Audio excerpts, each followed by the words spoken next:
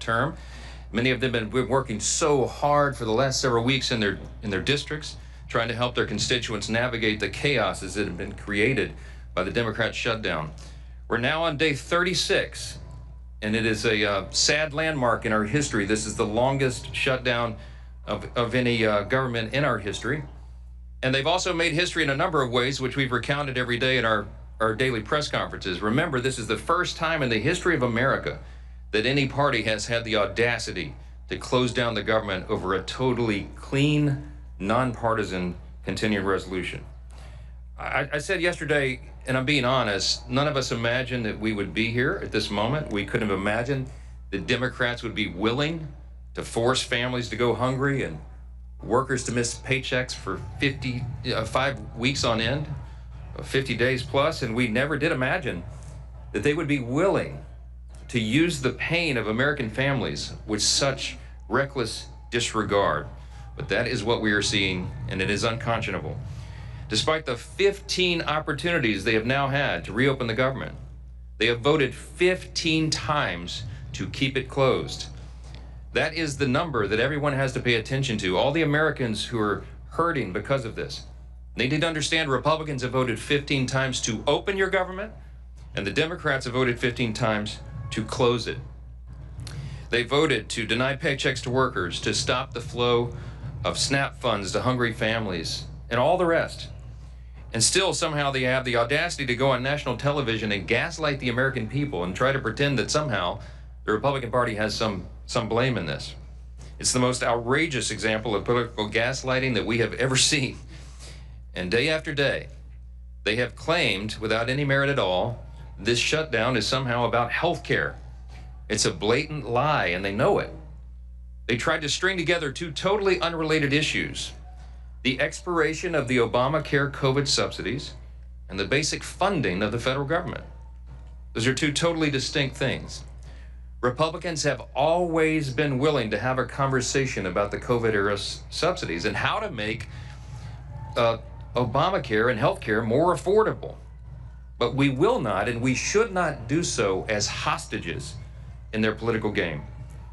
It was in no way necessary or appropriate to shut down the government in order to have bipartisan discussions about the subsidies. The reality is the Democrats could have avoided all of this chaos and all the pain, everything they've inflicted on American families, by simply voting to back the clean, nonpartisan continuing resolution, the 24-page simple document, just as they did 13 times under the Biden administration. They could have passed that 47 days ago. After the House did it, we did our work and sent it over there. And we would have had all these negotiations and continued. I'm gonna wrap this up and tell you again why. The big question is why. Why would the Democrats have the audacity to do this? As we summarized so simply yesterday, and we will do so every day, they are motivated out of fear. The Democrats shut down the government out of fear. They have never been more afraid at any point than they are right now. They know, as we all do, what their own polls show. The leadership of the Democratic Party is the most unpopular with members of their own Democratic base. And we saw that in the elections last night. The old guard is desperately trying to use this shutdown to show the radical Marxist wing of their party that they can look tough to President Trump. That's because the new power center of the left isn't the moderates. It's the AOCs and the Bernie Sanders and the Mamdanis of the party. It's the activists who believe capitalism is evil, who disdain the founding principles of their own country. They claim that the salvation of our nation will be brought about by bigger government and more bureaucracy. Look what happened in New York City last night. For the first time in American history, an avowed, openly proclaimed socialist has been elected as the mayor of America's largest city. Zoran Mamdani is without a doubt the biggest win for socialism in the history of the country, and it is the biggest loss for the American people. He is truly a committed Marxist. And the results of that race tell you everything you need to know about where the Democrats and their party are headed. From the backbench to their leadership, Democrats have fallen in line behind the socialist candidates. Hakeem Jeffries, as you know, is the highest ranking Democrat in the House. He gave his full blessing to Mamdani and his socialist agenda. Chuck Schumer, the highest-ranking Democrat in the Senate and the highest-ranking Jewish leader in America, flirted with endorsing Mamdani all the way to the bitter end. Never mind the fact that Zoran has embraced anti-Semitic rhetoric and promised to arrest the Prime Minister of Israel if he visits New York City again. And then there's President Obama, who called Mamdani over the weekend to extend his praise and act as a sounding board for the young socialist. You can't make this stuff up. The man who made healthcare unaffordable with his own socialist scheme is advising the man whose false promises will surely make life unlivable for millions of New Yorkers who cannot afford to flee the city. As we said from this podium every morning, we talk about Mamdani for two reasons. It's a bellwether, because House Democrats, many of whom represent districts with much less blue than New York City, have embraced him with open arms. And because his brand of Marxism is truly a bellwether for the Democrats nationwide. We pointed out that other major metropolitan areas in the country are facing the same threat with candidates similar to Mamdani. And we're going to continue to call out their effort to mainstream and normalize socialism and Marxism in America. Working families watching this play out have a right to know that socialism and communism are not just confined in New York City. They are quickly coming to a town near you unless you stand up and let your voice of common sense be heard. While Democrats hitch their wagon to the socialist agenda, Republicans are going to continue to act in good faith on behalf of hardworking Americans. And we will remind a new generation of Americans about the painful and inescapable realities of history. We'll have much more to say about this in the days ahead.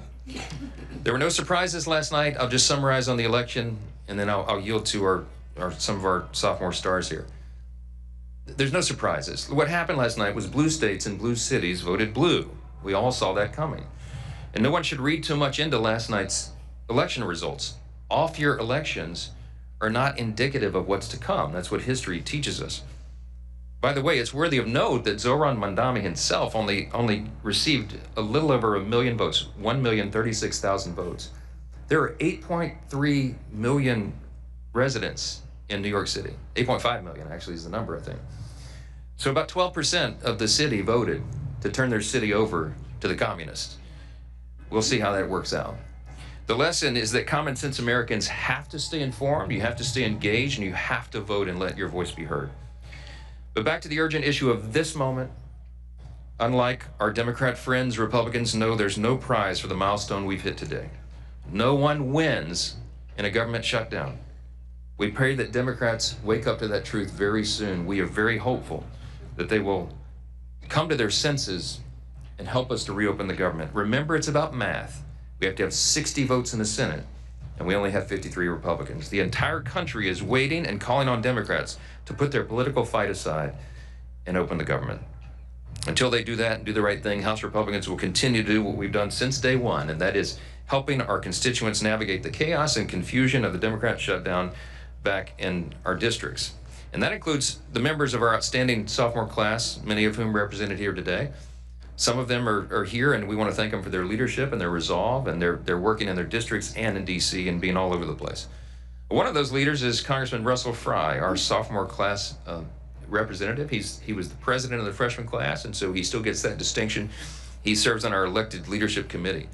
And I will tell you that Russell has been a strong voice for common sense, for conservative values, and we're truly grateful to have him with us today.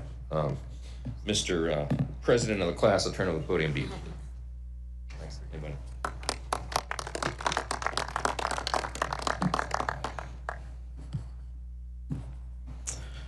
In this world, few things are certain other than death, taxes, and Democrats.